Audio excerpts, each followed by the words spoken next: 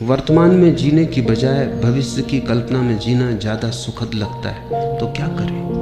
तो जियो, वैसे ही जियो। अनुभव बताएगा कि जो सुखद लगता था वो सुखद था नहीं। प्रश्न से इतना ही पता चलता है कि प्रौढ़ नहीं हो, कच्चे हो, अभी जीवन ने पकाया नहीं, अभी मिट्टी के कच्चे घड़े हो, वर्षा आएगी बह जाओगे। अभी जीवन की आग ने पकाया नहीं, क्योंकि जीवन की आग जिसको भी पका देती है उसको ये साफ हो जाता है। क्या साफ हो जाता है? एक बात ही साफ हो जाती कि भविष्य में सुख देखने का अर्थ ही यही है कि वर्तमान में दुख है। इसलिए भविष्य के सपने सुखद मालूम होते हैं। थोड़ा सोचो, जो आदमी दिन भर भूखा रहा है वो रात सपने देखता है भोजन के, लेकिन जिसने भरपेट भोजन किया है वो भी कहीं रात सपने देखता है भोजन के। देखे तो पागल है। जो तुम्हें मिला है उसके तुम सपने नहीं देखते, जो तुम्हें नहीं मिला है उसके ही सपने देखते हो। वर्तमान तुम्हारा दुख से भरा है। इसको भुलाने को, अपने मन को समझाने को, रिझाने को, राहत के लिए, सांत्वना के लिए तुम अपनी आंखें भविष्य में टटोलते हो। कोई सपना कल सब ठीक हो जाएगा, उस कल की आशा में, भरोसे में आज के दुख को झेल लेते हो। मंजिल की आशा में रास्ते का कष्ट नहीं मालूम पड़ता, पहुंचने के ही करीब, हालांकि वो कभी आता नहीं। आज जिसको तुम आज कह रहे हो ये भी तो कल था। इस आज के लिए भी तुमने सपने देखे थे, वो पूरे नहीं हुए। ऐसा ही पिछले कल भी हुआ था और पिछले कल भी हुआ था, और यही आगे भी होगा। अगर तुम्हारा आज सुखपूर्ण नहीं है तो दुखपूर्ण आज से सुखपूर्ण कल कैसे निकलेगा? थोड़ा सोचो। आज कहीं आकाश से थोड़ी आया है, तुम्हारे भीतर से आया है। तुम्हारा आज अलग है, मेरा आज अलग है। कैलेंडर के धोखे में मत पड़ना। कैलेंडर पर तो तुम्हारा भी आज वही नाम रखता है, मेरा आज भी वही नाम रखता है, लेकिन यहां तुम जितने लोग बैठे हो इतने ही आज है। पूरी पृथ्वी पर जितने लोग हैं इतने आज है।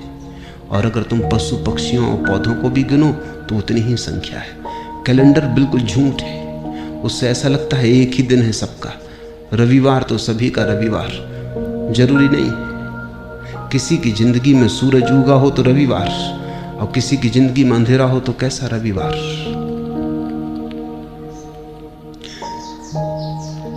आज कहीं आकाश से नहीं उतरता है, समय कहीं बाहर से नहीं आता है। समय तुम्हारे भीतर से पैदा होता है। तुम ही आज को जीकर कल को पैदा करोगे। तुम्हारे ही गर्भ में निर्मित होता है कल। कल निर्मित हो रहा है आज। और इसलिए मैं कहता हूं आज और अभी जी लो, और इतने आनंद से जियो, ऐसे भरपूर जियो कि जो तुम्हारे गर्भ में निर्मित हो रहा है वो भी रूपांतरित हो जाए, वो तुम्हारे आनंद को पकड़ ले। अगर आज तुम दुख में जी रहे हो, कल की आशा कर रहे हो सुख की, आशा से पैदा नहीं होगा कल तो तुमसे पैदा होगा। तुम जैसे जी रहे हो उससे पैदा होगा, तुम्हारे अस्तित्व से पैदा होगा, तुम्हारे सपनों से नहीं। समझो, एक माँ बीमार है और उसके गर्भ में एक बेटा है और रुग्ण है और शरीर जराजीर्ण है। बेटा तो इस जराजीर्ण रुग्ण शरीर से पैदा हो। माँ चाहे सपने कितनी देखती हो कि बेटा बड़ा स्वस्थ होगा, महावीर जैसा स्वस्थ होगा, इससे कुछ हल नहीं होने वाला। इस सपने से बेटा पैदा नहीं होने वाला। बेटा तो सच्चाई से पैदा होगा। तुम्हारा कल तुम्हारे सपने से पैदा नहीं होगा, तुम्हारे आज की असलियत से पैदा होगा, हकीकत से पैदा होगा। तुम आज क्या हो? अगर तुम नाच रहे हो तो तुमने आने वाले कल के लिए नाच दे दिया। अगर तुम प्रमुदित हो, प्रफुल्लित हो, तो कल का फूल खिलने ही लगा, क्योंकि जिस फूल को कल खिलना है उसकी कली आज ही तैयार हो रही है। प्रतिपल तुम अगला पल पैदा कर रहे हो। प्रति क्षण अगला क्षण तुम्हारे भीतर निर्मित हो रहा है, तैयार हो रहा है। तुम सृष्टा हो, तुम अपने समय को खुद पैदा करते हो। इसलिए मैं तो कहता हूं आज जियो, लेकिन तुम्हें लगता है वर्तमान जीने जैसा नहीं लगता। अगर वर्तमान जीने जैसा नहीं लगता तो कल भी तो वर्तमान होकर ही आएगा, फिर वो भी जीने जैसा नहीं लगेगा। परसों भी वर्तमान होकर ही आएगा, वो भी जीने जैसा नहीं लगेगा। तो इसी को तो मैं आत्मघात करना कहता हूं। तो आत्महत्या कर रहे हो, जी नहीं रहे हो। जीने का कोई और उपाय नहीं है, आज ही है और आज ही जीना है। जीने जैसा लगे या न लगे इससे कोई फर्क नहीं पड़ता। जीने का और कोई ढंग है ही नहीं। जीना तो यही होगा। कल के भुलावे में मत पड़ो। कल के भुलावों ने बहुतों को डुबाया है। आज जियो। ये क्षण खाली ना चला जाए। ये क्षण अवसर है, इसे तुम ऐसा ही मत गंवा देना। कुछ बना लो इसका, कुछ रस ले लो इसमें, कुछ भोग लो इसे, कुछ पहचान लो इसे। इसका स्वाद उतर जाने दो तुम्हारे प्राणों में। ये ऐसा ही ना चला जाए, क्योंकि अगर समय ऐसा ही जाता है तो समय को ऐसे ही चले देने की आदत मजबूत होती चली जाती। फिर धीरे धीरे समय को गंवाना तुम्हारी प्रकृति हो जाती। भोगो इसे, चूसो इस क्षण को, निचोड़ लो इसको पूरा। इसका रस जरा भी छूट ना जाए। यही परमात्मा के प्रति धन्यवाद है, क्योंकि उसने तुम्हें अवसर दिया, जीवन दिया, और तुमने ऐसे ही कमा दिया। परमात्मा तुमसे ये ना पूछेगा। यहूदियों की किताब है तालमुद, बड़ी अनूठी किताब है। दुनिया में कोई धर्मशास्त्र वैसा नहीं। तालमुद कहती है कि परमात्मा तुमसे ये ना पूछेगा कि तुमने कौन कौन सी गलतियां की। गलतियों का वो हिसाब रखता ही नहीं, बड़ा दिल है। परमात्मा तुमसे पूछेगा तुम्हें इतने सुख के अवसर दिए, तुमने भोगे क्यों नहीं? गलतियों की कौन फिक्र रखता है? भूल चूक का कौन हिसाब रखता है? वो तुमसे पूछेगा इतने अवसर दिए सुख के, तुमने भोगे क्यों नहीं? तालमुद कहती है एक ही पाप है जीवन में, और वो है जीवन के अवसरों को बिना भोगे गुजर जाने देना। जब तुम आनंदित हो सकते थे आनंदित ना हुए, जब गीत गा सकते थे गीत ना गाया, सदा कल पर टालते रहे, स्थगित करते रहे। स्थगित करने वाला आदमी जिएगा कब? कैसे जिएगा? स्थगित करना ही तुम्हारे जीवन की शैली हो जाती। बच्चे थे तब जवानी पे छोड़ा, जवान हो तब बुढ़ापे पे छोड़ोगे, और बुढ़ापे में लोग हैं वो अगले जन्म पे छोड़ रहे हैं। वो कह रहे हैं परलोक में देखेंगे।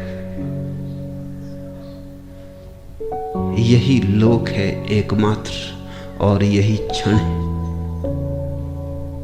सत्य का। यही क्षण है, बाकी सब झूठ है, मन का जाल है।